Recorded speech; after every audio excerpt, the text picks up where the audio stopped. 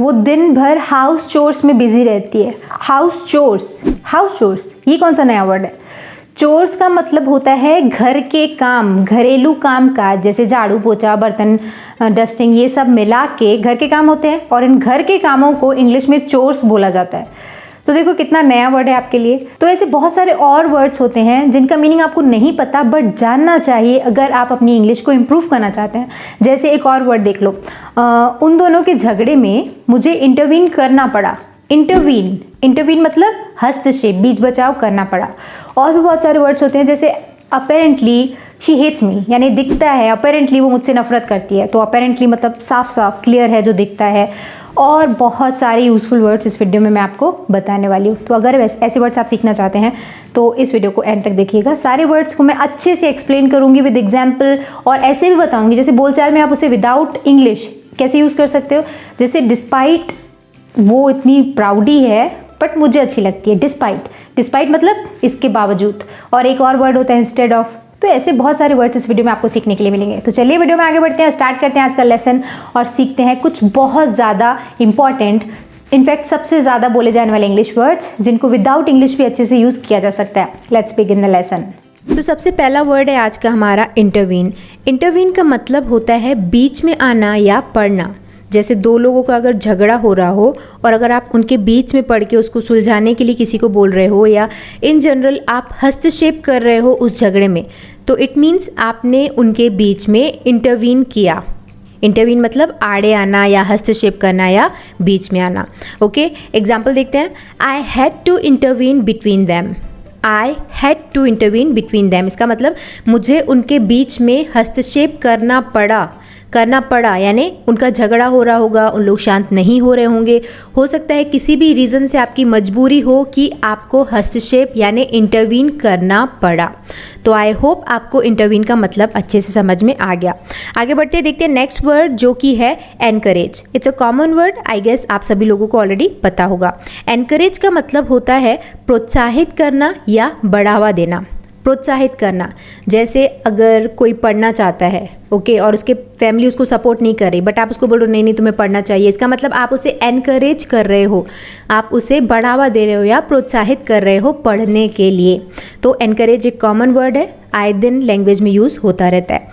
Example देखिए इसका, our teacher encourages us to learn English. Our teacher encourages us to learn English, यानी हमारे शिक्षक हमें अंग्रेज़ी सीखने के लिए प्रोत्साहित करते हैं, हमें एनकरेज करते हैं। कॉमन वर्ड है, आई गेस आपको यूँ समझ में आ गया होगा। आगे बढ़ते हैं, देखते हैं नेक्स्ट वर्ड जो कि है अंडरगो। अंडरगो का मतलब होता है गुजरना, झेलना या भुगतना, किसी चीज़ से गुजरना। It means you are undergoing through that situation. Undergo यानी गुजरना। एग्जाम्पल देखिए, आपको समझ में आ जाएगा इसका use. All candidates have to undergo a personality test. All candidates have to undergo यानी सारे उम्मीदवारों को, सभी उम्मीदवारों को व्यक्तित्व परीक्षण से, पर्सनैलिटी टेस्ट से गुजरना पड़ता है। They have to undergo a personality test. So it's a useful word. ऐसे मतलब डेली लाइफ में तो आप नहीं यूज़ करते हो कि हाँ, बट ऐसे हो सकता है I M undergoing through pressure, तो अंडरगो का ऐसे यूज़ हो सकता है। आगे बढ़ते हैं, देखते हैं नेक्स्ट वर्ड जो कि है अफेक्ट। अफेक्ट का मतलब होता है प्रभावित करना या प्रभाव डालना। Example, imagination affects every aspect of our lives. Imagination जो यानी जो आप इमेजिन करते हो, यानी जो आप कल्पना करते हो, वो हमारे जीवन के सभी पहलुओं को प्रभावित करती है।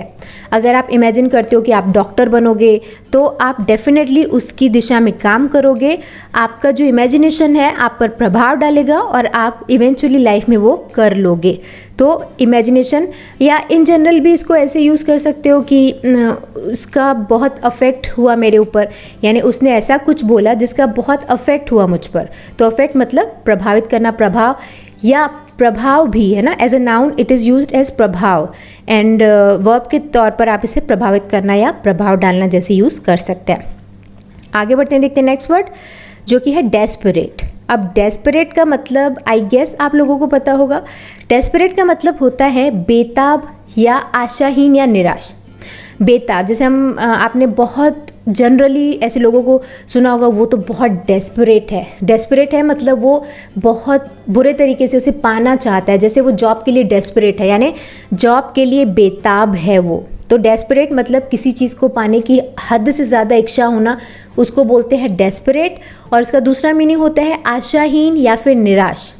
अब अगर मैं बोल रही हूँ कि आप जॉब को लेकर डेस्परेट है, it means you are in need of that, आपको उसकी ज़रूरत है और आप आशाहीन हो रहे हैं और इसीलिए उसे पाने के लिए तड़प रहे हैं। सो इस वे में डेस्परेट का मतलब होता है आशाहीन या फिर निराश। Example, he is desperate for the job, वही एग्जाम्पल लिखा हुआ है मैंने, he is desperate for the job मतलब वो नौकरी के लिए बेताब है। He is desperate to be a doctor, वो डॉक्टर बनने के लिए बेताब है। तो डेस्परेट मतलब बेताब, आशाहीन या फिर निराश। नेक्स्ट वर्ड है हमारी लिस्ट में डिस्पाइट। डिस्पाइट का मतलब होता है के बावजूद या होने पर भी, यानी एक सिचुएशन है उसके बावजूद भी अगर आप कुछ और बोलना चाह रहे हो तो वहाँ पर डिस्पाइट यूज़ होगा। जैसे डिस्पाइट वो मुझसे छोटी है, यानी इसके बावजूद वो मुझसे छोटी है, but she is very intelligent, but वो बहुत इंटेलिजेंट है, यानी वो मेरे से छोटी होने के बावजूद भी बहुत इंटेलिजेंट है। तो के बावजूद बोलने के लिए हमने यहाँ पर डिस्पाइट का यूज़ किया। एक और एग्जाम्पल देखिए, आपको ज़्यादा समझ में आ जाएगा। एग्जाम्पल ये है, despite his lack of experience, despite his lack of experience he got the job, यानी अपने एक्सपीरियंस यानी अनुभव की कमी के बावजूद उन्हें नौकरी मिल गई। डिस्पाइट, और कई लोग डिस्पाइट के बाद ऑफ का यूज़ करते हैं विच इज़ रॉन्ग। ऐसे डिस्पाइट ऑफ ऐसे आ जाता है फ्लो में, it seems right but it is wrong. Despite के बाद कभी भी ऑफ का यूज़ नहीं होता। Despite his lack of experience, not despite of his lack of experience. Okay, आगे बढ़ते देखते हैं नेक्स्ट वर्ड जो कि है इंस्टेड। इंस्टेड का मतलब होता है के बदले, के बजाय या फिर के स्थान पर। इंस्टेड ऑफ यू आपके स्थान पर, इंस्टेड ऑफ हिम उसके स्थान पर। ओके, एग्जाम्पल देखो, I would like to take coffee instead of tea. I would like to take coffee instead of tea. अब इंस्टेड के बाद हमेशा ऑफ का यूज़ होता है, ज़्यादातर होता है, कई बार आपको नहीं भी मिलेगा, but most of the sentences में इंस्टेड के बाद ऑफ का यूज़ होता है। I would like to take coffee instead of tea. Are you going to party instead of me, क्या आप मेरे बदले, मेरे बजाय पार्टी में जाएंगे। Are you going to the party instead of me. Okay, तो इस तरीके से यूज़ हो सकता है। वैसे इस एग्जाम्पल का ट्रांसलेशन ये है, मैं चाय के बदले कॉफ़ी लेना पसंद करूँगा। I would like to take coffee instead of tea. So I guess आपको इंस्टेड ऑफ का यूज़ अच्छे से समझ में आ गया होगा। आगे बढ़ते हैं, देखते हैं नेक्स्ट वर्ड जो कि है पर्पस। पर्पस का मतलब होता है उद्देश्य, मतलब या फिर इरादा। पर्पस मतलब उद्देश्य, मतलब या इरादा। Example, what is the purpose of your trip. What's the purpose of your trip, यानी आपकी यात्रा का उद्देश्य क्या है। आप जो अभी जर्नी कर रहे हो, जो यात्रा कर रहे हो, उसका पर्पस क्या है। इस जॉब प्रपोजल का पर्पस क्या है, यानी आप जो मुझे जॉब प्रपोजल दे रहे हो तो उसका पर्पस क्या है। तो पर्पस ऐसे इन जनरल विदाउट इंग्लिश भी यूज़ हो सकता है। Purpose is a common word, I guess आप जानते भी होंगे। हमारी लिस्ट में कोर्स। कोर्स का मतलब होता है एकदम रोज़ाना काम या घरेलू काम का जो आप डेली लाइफ में करते हो, जैसे झाड़ू पोछा, डस्टिंग, ये सारे कोर्स कहलाएंगे। हाउस होल्ड कोर्स यानी डेली का, रोज़ाना का काम। ओके, एग्जाम्पल देख लो, she is doing household chores. She is doing household chores यानी वो घर का काम कर रही है। I am busy in household chores, मैं घर के कामों में बिजी हूँ। तो हाउस होल्ड कोर्स मतलब घर के काम। नेक्स्ट वर्ड है बायस्ड। बायस्ड का मतलब होता है पक्षतापूर्ण या किसी एक तरफ झुका हुआ। जैसे दो लोग हैं, अगर मैं किसी एक को फेवर कर रही हूँ, एक की तरफ मैं पक्षपात कर रही हूँ एक की तरफ, so it would be said that I am biased toward that person. मैं उस इंसान की तरफ बायस्ड हूँ, यानी मैं पक्षतापूर्ण हूँ, उसकी तरफ मेरा झुकाव ज़्यादा है। तो बायस्ड मतलब पक्षतापूर्ण, जब आप एक के बजाय दूसरे को ज़्यादा अहमियत देते हो और बराबरी का हिसाब नहीं रखते हो तो उसमें आप बायस्ड कहलाए जाओगे। आई गेस आपको समझ में आ गया। एग्जाम्पल देखो, he is clearly biased. He is clearly biased, यानी वो स्पष्ट रूप से पक्षपाती है, यानी क्लियरली वो पक्षपात कर रहा है, वो एक को ज़्यादा फेवर कर रहा है, दूसरे को कम फेवर कर रहा है, तो वो बाइज्ड है। और बाइज्ड का एक और, बाइज्ड के प्लेस पे एक और वर्ड यूज़ होता है, इसका सिनोनिम आप उसे बोल सकते हो, वो है पार्शियल। अब पार्शियल के दो मीनिंग होते हैं, एक तो पक्षपाती तो होता ही है, मैंने आपको बता दिया, पक्षतापूर्ण या पक्षपाती ये तो हुआ ही, ठीक है। एक को ज़्यादा, जो अगर दो स्टूडेंट हैं मेरे, अगर मैं एक को ज़्यादा मार्क्स दे रही हूँ उसकी गलती के बावजूद, तो मैं ये बोलूँगी कि I am partial towards that student, उस बच्चे की तरफ मैं पार्शियलिटी कर रही हूँ, उसकी तरफ मैं पार्शियल हूँ। एक तो यूज़ ये हुआ।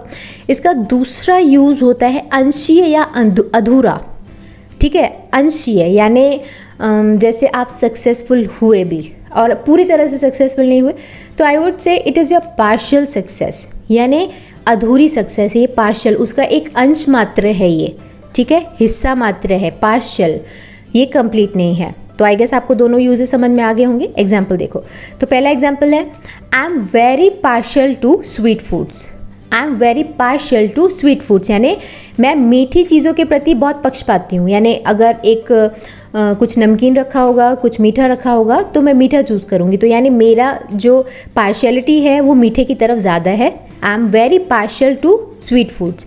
और इसका जो अंशीय अधूरा का यूज़ का जो एग्जाम्पल है वो है this victory is only partial, this victory is only partial, यानी ये जो जीत है ये केवल आंशिक है, ये कंप्लीट नहीं है, ये अधूरी है। आई गेस आपको दोनों यूजेस समझ में आ गया। Now let's move forward to our next word जो कि है वेरियस। वेरियस का मतलब होता है विभिन्न या फिर अनेक, विभिन्न या फिर अनेक। Example, we have learned various topics today, we have learned various topics today, यानी आज हमने विभिन्न विषयों को सीखा, आज हमने अनेक विषयों को, बहुत सारे विषयों को सीखा। आई गेस आज आपने वेरियस वर्ड्स सीखे होंगे इस वीडियो से, अभी तक आई थिंक आप 10 वर्ड्स सीख चुके हो। You have learned various words from this video so far, या 10 वर्ड्स सो फार, ओके। तो वेरियस मतलब विभिन्न या फिर अनेक। आगे बढ़ते हैं, देखते हैं नेक्स्ट वर्ड जो कि है एफर्ट। एफर्ट का मतलब होता है कोशिश, मेहनत या फिर प्रयास। बहुत सिंपल वर्ड है, आप ऐसे ही बोलते ही हो कि तुम और ज़्यादा एफर्ट डालो सक्सेस मिल जाएगी, और एफर्ट डालो एग्ज़ाम क्लियर हो जाएगा। तो एफर्ट मतलब कोशिश, मेहनत या फिर प्रयास। Example, you will have to put more efforts to get succeed, you will have to put more efforts to get succeed, यानी तुम्हें सफल होने के लिए अधिक प्रयास करना पड़ेगा, ज़्यादा एफर्ट डालना ही पड़ेगा। नेक्स्ट वर्ड है डिस्टिंग्विश। अब डिस्टिंग्विश एक अच्छा वर्ड है जिसका मतलब होता है दो चीज़ों में फ़र्क बताना, दो चीज़ों में अंतर करना।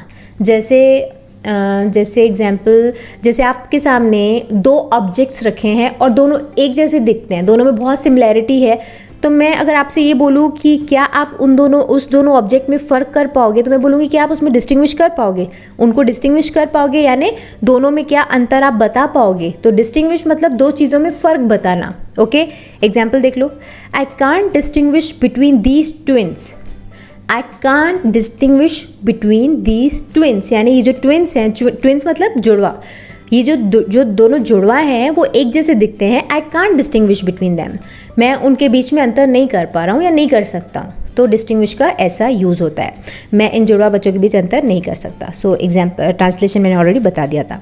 Now let's move forward to our next word जो कि है प्रोवाइड। प्रोवाइड का मतलब होता है प्रदान करना या मुहैया कराना, प्रदान करना या मुहैया कराना। एग्जाम्पल देख लो, I will provide food for the picnic, I will provide food for the picnic, यानी पिकनिक के लिए खाना मैं मुहैया करवाऊँगा, मैं प्रोवाइड करूँगा। उन्होंने हमें हेल्प प्रोवाइड की थी, हेल्प प्रोवाइड की थी मतलब मदद उन्होंने हमें प्रदान की थी। तो प्रोवाइड ऐसे इन जनरल भी यूज़ हो सकता है। नेक्स्ट वर्ड है आज का हमारा अकॉर्डिंग। अकॉर्डिंग का मतलब होता है के मुताबिक या फिर अनुसार। अकॉर्डिंग टू यू, आपके मुताबिक। अकॉर्डिंग टू यू ये हमें प्लान को एग्जीक्यूट करना चाहिए या नहीं, अकॉर्डिंग टू यू यानी आपके मुताबिक या आपके अनुसार। एग्जाम्पल देख लो, everything is going according to schedule, everything is going according to schedule, यानी सब कुछ शेड्यूल के मुताबिक चल रहा है, जैसा हमने प्लान किया था, जैसा हमने शेड्यूल बनाया था, सब कुछ वैसा चल रहा है अकॉर्डिंग टू द शेड्यूल। आगे बढ़ते हैं, देखते हैं नेक्स्ट वर्ड जो कि है प्रॉब्लमेटिक। प्रॉब्लमेटिक का मतलब होता है समस्यात्मक, जटिल या फिर अनिश्चित। प्रॉब्लमेटिक यानी जो प्रॉब्लम क्रिएट करे, नाम से ही क्लियर है, इसमें कुछ बताने वाला खास है नहीं। प्रॉब्लमेटिक, वो बहुत प्रॉब्लमेटिक है यार, वो बहुत प्रॉब्लमेटिक है, मतलब वो समस्यात्मक है, वो बहुत प्रॉब्लम क्रिएट करता है या वो बहुत मुश्किल है। ये जो अगर कोई आपके हाथ में मशीन आई और वो आप उसका फंक्शनिंग समझ नहीं पा रहे हो तो यू कैन से वो बहुत प्रॉब्लमेटिक है, वो जटिल है, अनिश्चित है, उसको समझना मुश्किल है। एग्जाम्पल देख लो इसका, इट्स अ प्रॉब्लमेटिक सिचुएशन। इसका मतलब ये एक समस्यात्मक या फिर जटिल परिस्थिति है, यानी इसको समझना मुश्किल है या फिर इसको सुलझाना मुश्किल है। So it means it is problematic. आगे बढ़ते हैं, देखते हैं नेक्स्ट वर्ड जो कि है टाइनी। टाइनी का मतलब होता है बहुत छोटा या फिर नन्हा। अगर एक न्यू बोर्न बेबी है, अगर बच्चा नया पैदा हुआ है तो उनके जो हैंड्स होते हैं वो बहुत टाइनी होते हैं, यानी बहुत नन्हे हाथ होते हैं उनके, राइट। तो tiny is a common word जो यूज़ होते रहता है। एग्जाम्पल देख लो, he lived in a tiny cottage. He lived in a tiny cottage यानी वो एक छोटी सी झोपड़ी में रहता है, एक टाइनी कॉटेज में रहता है। नेक्स्ट वर्ड है रेलेवेंट। रेलेवेंट का मतलब होता है प्रासंगिक। प्रासंगिक का मतलब क्या हुआ, यानी जो परिस्थिति से मिलता जुलता हो। प्रासंगिक यानी अगर एक पर्टिकुलर टॉपिक पे बात चल रही है और अगर आप कोई बात बोल रहे हो तो वो उस प्रसंग से, उस किस्से से मिलती जुलती होगी, तो I would say okay it is relevant to the topic, ये टॉपिक के रिलेवेंट है। और अगर आप स्टडी की बात चल रही है और आप ट्रिप की बात करोगे तो आई वुड से इट्स इररिलेवेंट, ये रिलेवेंट नहीं है टॉपिक के, ओके। और इसका दूसरा मीनिंग है अनुरूप, उचित, उपयुक्त। ये तीनों सबका मतलब एक ही होता है। रिलेवेंट मतलब जो उस पर्टिकुलर टॉपिक के काम का हो। एग्जाम्पल देखो, ज़्यादा समझ आएगा। She doesn't have the relevant experience for the job. She does not have the relevant experience यानी उसके पास उचित एक्सपीरियंस या उचित अनुभव नहीं है उस जॉब के लिए या उस नौकरी के लिए। उसके पास नौकरी के लिए रिलेवेंट अनुभव नहीं है। और इररिलेवेंट इसका ऑपोजिट होता है। आगे बढ़ते हैं, देखते हैं नेक्स्ट वर्ड जो कि है रिकरिंग। रिकरिंग का मतलब होता है पुनरावृत्ति या बार बार आने वाला। कोई भी चीज़ बार बार रिपीट हो रही है तो आप बोलोगे इट्स रिकरिंग, यानी वो बार बार होता है, रिकरिंग। एग्जाम्पल देख लो, she has a recurring nightmare about being stuck in a lift. She has a recurring nightmare about being stuck in a lift यानी लिफ्ट में फंसने के बारे में उसे बार बार दुस्वप्न आता है, यानी उसको बार बार उसका रिकरिंग नाइटमेयर। नाइटमेयर का मतलब होता है बुरा सपना। ड्रीम मतलब होता है सपना, बट नाइटमेयर मतलब होता है बुरा सपना, यानी उसको बार बार ये बुरा सपना आता है, रिकरिंग है उसका नाइटमेयर कि वो लिफ्ट में फंस जाएगी। इट्स अ रिकरिंग प्रॉब्लम, ये बार बार प्रॉब्लम आती रहती है, तो रिकरिंग ऐसे यूज़ हो सकता है। अब देखते हैं नेक्स्ट और लास्ट वर्ड, और इसके बाद आपका क्विज क्वेश्चन आने वाला है, यानी वर्ड जिसका मतलब आप मुझे बताओगे। आगे बढ़ते हैं, देखते हैं नेक्स्ट वर्ड जो कि है अपेरेंटली। अपेरेंटली का मतलब होता है स्पष्टतया या साफ तौर पर या स्पष्ट रूप से, यानी वो कुछ जो साफ साफ दिख रहा है। यानी अपेरेंटली आज बारिश होने वाली है, यानी ऐसा मौसम देख के तो पता ही चल रहा है कि आज बारिश होने वाली है। It's apparent that you will help me, यानी स्पष्ट है कि तुम मेरी मदद करोगे। अपेरेंटली यानी स्पष्टतया, जो जाहिर है, जो साफ तौर पर दिख रहा है। एग्जाम्पल देख लो, apparently you have done a lot of work. Apparently you have done a lot of work यानी जाहिर है आपने बहुत काम किया है। It's very much pretty much clear कि आपने काम किया है। अपेरेंट ये जाहिर है। तो यहाँ पर वो वर्ड्स की लिस्ट ओवर होती है जो मैं आपको बताने वाली हूँ। अब आप मुझे इस वर्ड का मीनिंग बताओ जो कि है असेंशियल, और इनके पहले वाले वीडियोज़ में मैंने असेंशियल का मीनिंग बताया था। कॉमन वर्ड है बट बहुत यूज़फुल वर्ड है। तो असेंशियल का मीनिंग क्या होता है, उसके ऊपर एक इंग्लिश एग्जाम्पल और उसका एक हिंदी एग्जाम्पल आप मुझे नीचे कमेंट सेक्शन में बताना। I am waiting for your comment, okay. So इसके साथ ही इस वीडियो के एंड में हम पहुंच चुके हैं। आई होप ये वीडियो लेसन आपको पसंद आया होगा। इस वीडियो से भी आपने कुछ ना कुछ नए वर्ड्स तो ज़रूर सीखे होंगे। तो मुझे नीचे कमेंट सेक्शन में लिखकर ज़रूर बताइएगा कि कौन सा वर्ड आपको नया लगा, कौन सा वर्ड आपने इस वीडियो से नया सीखा। आई गेस चोर्स तो आपने नया सीखा ही होगा, तो वो अगर है वर्ड तो वो भी नीचे मेंशन करेगा। आई वेट फॉर कमेंट, क्योंकि अगर आप इंट्रोडक्शन करते रहोगे तो मुझे कई लोगों के तो नाम भी याद हो गए हैं, तो ऐसे थोड़ा लगता है अपनापन, फैमिली टाइप फील होता है। तो कमेंट करिएगा, वीडियो पसंद आया हो तो इसे लाइक करिएगा, वीडियो को शेयर ज़रूर करिएगा, क्योंकि अगर आप शेयर करते हैं ना किसी भी व्हाट्सएप ग्रुप में, अगर आपने शेयर कर दिया तो हो सकता है कोई नीडी हो, आपको थोड़ी पता है कि ऐसे वीडियोस की किसको ज़रूरत है, कौन इंग्लिश सीखना चाहता है, तो ऐसे सर्कुलेट होता रहता है वीडियो और ज़रूरतमंदों के पास पहुंच जाता है। तो वीडियो को शेयर कर दिया करिए, मुझे अच्छा लगता है। एंड अगर आप ऐसे वीडियोस देखते रहना चाहते हैं तो चैनल को सब्सक्राइब ज़रूर करिएगा और उसके बाजू में जो बेल आइकन है उसको प्रेस करिएगा। अगर आप ऐसा करते हैं तो इस चैनल पर जब भी कोई नया वीडियो अपलोड होगा उसको नोटिफिकेशन आपके पास आ जाएगा। So do subscribe information centre. और ऐसे वीडियोज़ जो मैंने पहले बनाए हैं, यही सबसे ज़्यादा बोले जाने वाले वर्ड्स, अगर आप देखना चाहते हैं उसको तो उसका लिंक मैं आपको नीचे डिस्क्रिप्शन में दे दूंगी, उससे भी आप देखिएगा, यूजफुल वीडियोस हैं। On that note I am signing off. मिलते हैं हमारे अगले वीडियो में एक और नए टॉपिक के साथ। See you in the next video. Bye bye, thanks for watching.